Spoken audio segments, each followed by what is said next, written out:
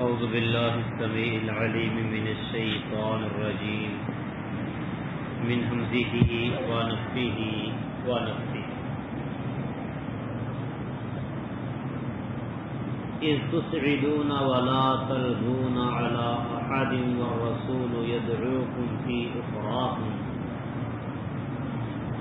فأصابكم غما بغم لكي لا تحزنوا على ما فاتكم ولا ما أصابكم والله خبير بما تعملون. آیت نمبر 153 صفحہ نمبر 102.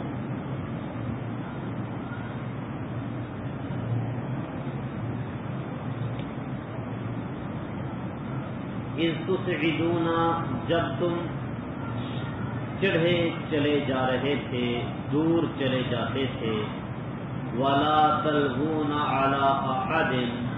اور کسی کو مڑ کر نہیں دیکھتے تھے، والرسول یدعوکم فی اخراکم، اور رسول تمہاری پچھلی جماعت میں تمہیں بلا رہا تھا، فاصابکم غما بغم، تو اس نے بدلے میں تمہیں غم کے ساتھ اور غم دیا، لِكَيْ لَا تَحْزَنُوا عَلَى مَا فَاتَكُمْ، تاکہ جو کچھ تمہارے ہاتھ سے نکل گیا تم اس پر غم نہ کھاؤ، وَلَا مَا أَصَابَكُمْ، اور نہ ہی اس پر جو تمہیں مصیبت پہنچی، واللہ خبیر بما تعملون، اور جو تم عمل کرتے ہو اللہ اس کی خوب خبر رکھنے والا ہے۔ یہ اللہ سبحانہ و تعالی نے بھاگتے ہوئے مسلمانوں کی کیفیت کا ذکر کیا ہے کہ رسول اللہ صلی اللہ علیہ وسلم اس پچھلی جماعت میں جس کو تم اپنے پیچھے چھوڑے جا رہے تھے،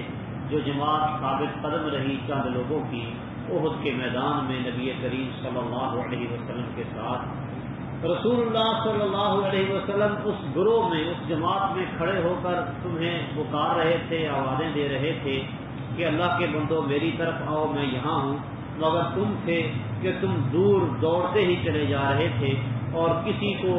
نہ مڑ کر دیکھتے تھے نہ کسی کو سنتے تھے، کیونکہ افواہ اڑا دی گئی تھی کہ نبی کریم صلی اللہ علیہ وسلم کو شہید کر دیا گیا ہے، تو اب وہ اپنے ہی غم اور افسوس کے اندر اتنے مگن تھے کہ ان کو کسی اور کی کوئی پرواہ نہیں تھی۔ فَأَصَابَكُمْ غَمًّا بِغَمٍّ لِكَيْ لَا تَحْزَنُوا عَلَى مَا فَاتَكُمْ وَلَا مَا أَصَابَكُمْ فَأَصَابَكُمْ غَمًّا بِغَمٍّ، یعنی تمہاری کوتاہی کے بدلے تمہیں اللہ نے غم پر غم پہنچایا اور پھر اس بعد پھر غم پہنچایا، ایک شکست کا غم اور دوسرا رسول اللہ صلی اللہ علیہ وسلم کی شہادت کی افواہ کا صدمہ، یہ دو غم جمع ہو گئے۔ پہلا غم جو تھا شکست کا وہ اتنا بڑا نہیں تھا جتنا نبی کریم صلی اللہ علیہ وسلم کی شہادت کی افواہ کا انہیں غم لگا۔ تو جب نبی کریم صلی اللہ علیہ وسلم کی شہادت کی جو خبر ہے وہ غلط ثابت ہوئی، تو وہ جو پہلا غم تھا شکست والا وہ بھی بھول گیا۔ پہلا چھوٹا غم شکست والا وہ نبی کریم صلی اللہ علیہ وسلم کی شہادت کی افواہ کی وجہ سے ذہنوں سے نکل گیا، اب ایک بڑا غم وہی دل کو کھائے جا رہا ہے۔ لیکن جب پتہ چلا کہ نبی کریم صلی اللہ علیہ وسلم صحیح و سلامت ہیں، تو وہ جو کچھ بھی شکست ہوئی اور جو نقصان ہوا وہ ساری مصیبتیں کافور ہو گئی، دل اطمینان اور سکون میں آ گئے۔ لِكَيْ لَا تَحْزَنُوا عَلَى مَا فَاتَكُمْ وَلَا مَا أَصَابَكُمْ، تاکہ جو مال غنیمت تمہارے ہاتھ سے نکل گیا ہے، غم در غم تمہیں پہنچایا، اس لیے پہنچایا تاکہ جو مال غنیمت تمہارے ہاتھوں سے نکل گیا ہے اس مال غنیمت کے نکل جانے کا غم اور زخمی اور شہید ہونے والے مسلمانوں کا جو غم ہے اور شکست کا جو غم ہے یہ ختم ہو جائے. کیونکہ جب متواتر بندے کو غم آتا ہے تو بڑے غم کے بعد چھوٹا غم بھول جاتا ہے، انسان سختیاں برداشت کرنے کا عادی ہو جاتا ہے. واللہ خبیر بما تعملون، اور جس تم عمل کرتے ہو اللہ تعالیٰ اس کو خوب خبر رکھنے والا ہے. ثم انزل علیکم من بعد الغم امنة نعاسا،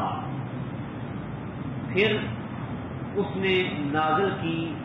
تم پر غم کے بعد ایک امن، تم پر غم کے بعد اس نے ایک امن نازل فرمایا. نعاسن یعنی ایک ایسی اونگ یغشا طائفۃ منکم، جو تم میں سے کچھ لوگوں پر چھا رہی تھی.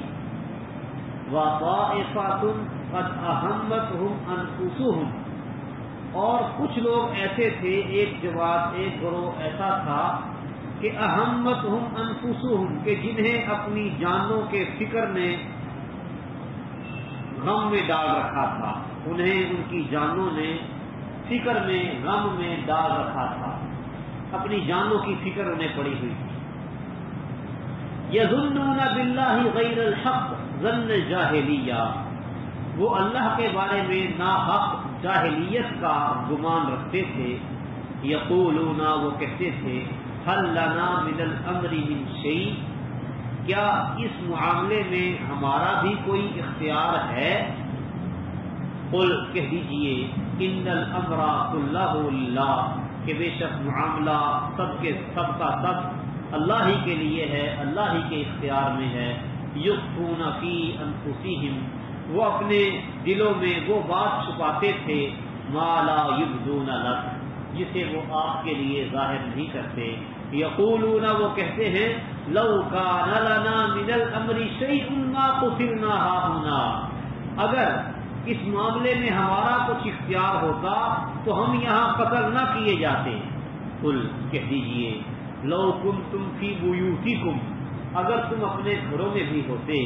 لبرز الذین کتب علیہم القتل الی مضاجعہم، تو تب بھی جن لوگوں پر قتل ہونا لکھا جا چکا تھا اپنے لیٹنے کی جگہوں کی طرف ضرور نکل آتے. یعنی قتل ہو کے جس جگہ پہ ان کا گرنا لکھا تھا گھروں میں بیٹھے لوگ بھی وہاں تک ضرور پہنچ آتے. وَلِيَبْتَلِيَ اللَّهُ مَا فِي صُدُورِكُمْ، اور تاکہ آزمائے اللہ اس چیز کو جو تمہارے سینوں میں ہے. وَلِيُمَحِّصَ مَا فِي قُلُوبِكُمْ، اور تاکہ اسے خالص کر دے جو تمہارے دلوں میں ہے. وَاللَّهُ عَلِيمٌ بِذَاتِ الصُّدُورِ، اور اللہ تعالیٰ سینوں والی بات کو خوب جاننے والا ہے.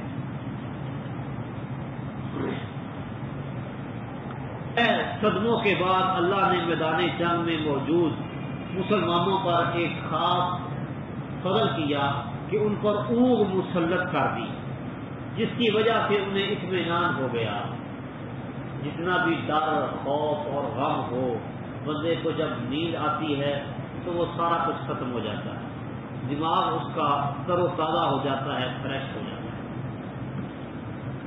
سیدنا ابو طلحہ رضی اللہ تعالیٰ عنہ کہتے ہیں کہ ہم سب پر اونگ چھا گئی جبکہ ہم احد کی میدان میں اپنی صفوں کے اندر کھڑے ہوئے تھے. جنگ کا میدان ہے، صفوں میں کھڑے ہیں، ہم پر اونگ طاری ہو گئی. حالت یہ تھی، کہتے ہیں کہ میری تلوار میرے ہاتھ سے گرتی جاتی تھی، اتنی اونگ تھی کہ ہاتھ کی جو گرفت ہے وہ کمزور ہو رہی تھی. میں اسے اٹھا دیتا تھا، پھر وہ گر جاتی تھی، پھر اس کو اٹھا لیتا.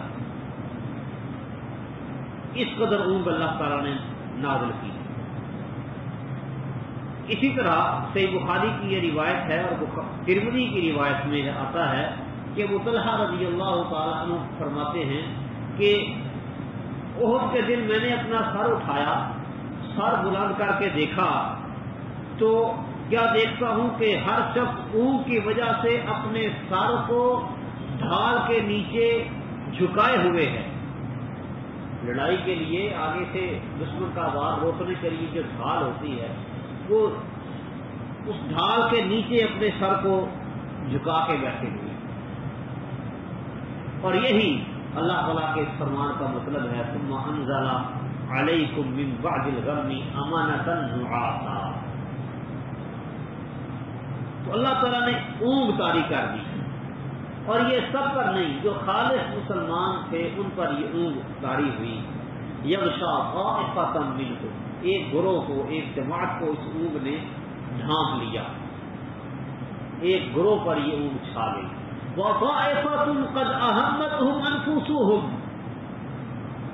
ضعیف کمزور ایمان والے اور منافق جو تھے یہ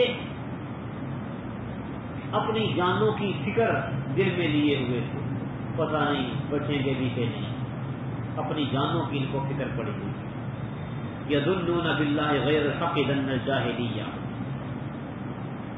یعنی وہ یہ گمان کر رہے تھے کہ دین اسلام اور اس کے حاملین بس اب گئے، اب ہلاک ہوئے کے ہوئے، اب مرے کے مرے، مسلمانوں کی کبھی مدد نہیں ہوگی، اور یہ دعوت جو اسلام کی ہے یہ پروان نہیں چڑھے گی، یہیں پہ ختم ہو جانی ہے۔ جاہلیت والے گمان رکھ رہے تھے۔ یقولون هل لنا من الامر من شیء، وہ کہتے تھے کہ کیا ہمیں بھی فتح ملے گی اس معاملے میں، ہمارے لیے کچھ اختیار ہے، مطلب ہمیں کوئی فتح ملے گی، یعنی بالکل مایوسی مکمل طور پہ ان پر چھائی ہوئی تھی، اور یہ کہنا شروع ہو گئے کہ ہمیں کبھی فتح بھی نصیب ہوگی اور کچھ ملے گا بھی، یا پھر من الامر سے مراد معاملے کا فیصلہ ہے کہ اس معاملے میں تو ہماری مانی نہیں گئی، ہمیں مجبوراً ساتھ دینا پڑا ہے، ورنہ ہم تو شہر سے باہر نکل کر لڑنے کے لیے تیار ہی نہیں تھے۔ ہمارا مشورہ تھا کہ مدینے کے اندر رہ کر لڑتے، تو کچھ دوسروں نے مشورہ دیا تھا کہ مدینے سے باہر نکل کے لڑتے ہیں، تو نبی صلی اللہ علیہ وسلم اصحاب کو لے کے مدینے سے باہر احد کے میدان میں آ گئے اور وہاں آ کے مار کر کیا۔ وہ کہتے ہیں کہ ہماری تو مانی نہیں گئی، مجبوراً ہم ساتھ ہو لیے ہیں، ہمارا کچھ اختیار نہیں۔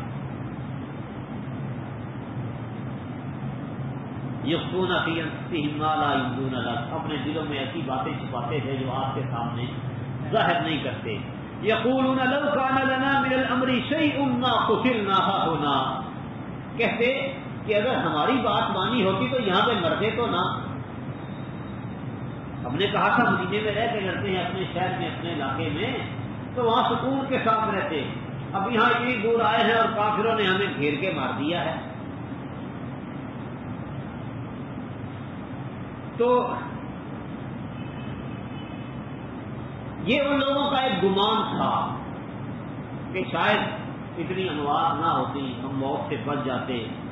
اگر وہیں پہ رہتے، مدینے کے اندر ہی باہر نہ نکلتے۔ اور یہ بات ان منافقین نے کہی جو جنگ میں شریک تھے، جیسا کہ زبیر رضی اللہ تعالیٰ عنہ فرماتے ہیں اللہ کی قسم میں ابن بشیر جو بنو عمر ابن عوف سے تھا اس کی بات سن رہا تھا جبکہ اونگ مجھے ڈھانپ رہی تھی، یعنی مجھ پہ اونگ تاری تھی اور وہ باتیں کر رہا تھا، اور میں ایسے اس کی بات سن رہا تھا اس طرح بندہ خواب دیکھتا ہے، یعنی نیند اور بیداری کی ملی جلی کیفیت اونگ کی حالت میں اس کی باتیں میرے کانوں میں پڑ رہی تھی۔ وہ کہہ رہا تھا اگر اس معاملے میں ہمارا کچھ اختیار ہوتا تو ہم یہاں قتل نہ کیے جاتے۔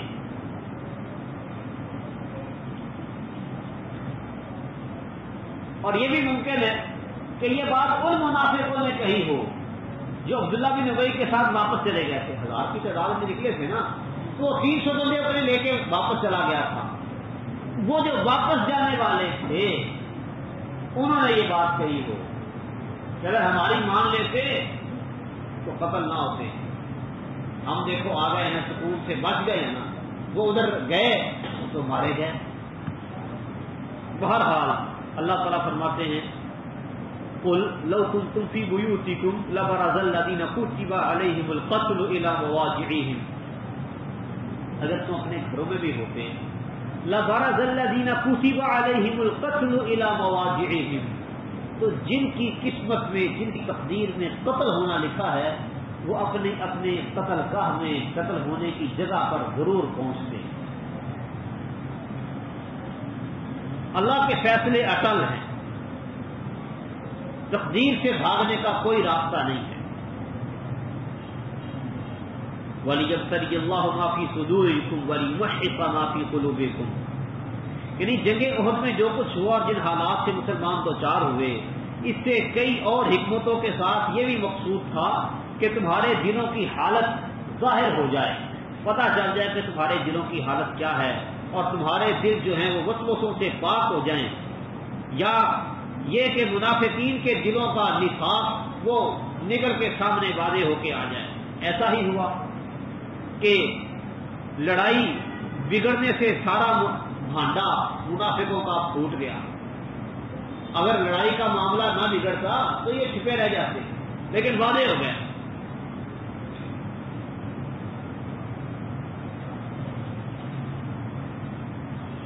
اللہ ہی خوب ہی جانتا ہے. ان الذین تولوا منکم یوم التقى الجمعان, یقیناً وہ لوگ جو تم میں سے اس دن پھر گئے جس دن دو بعد ما کسبوا, یقیناً ان کو شیطان نے پھسلا دیا تھا ببعد ما کسبوا, ان کے بعض اعمال کی بعض کوتاہیوں کی وجہ سے. وَلَقَدْ عَفَا اللَّهُ عَنْهُمْ, اور تحقیق اللہ نے ان سے درگزر کیا. ان اللہ غفور حلیم, یقیناً اللہ تعالیٰ بہت بخشنے والا اور نہایت مہربان ہے, بردبار ہے. یعنی احد کے دن جو لوگ مسلمان میدان جنگ سے ہٹ گئے وہ شیطان کے پھسلانے کے سبب ہٹے, مگر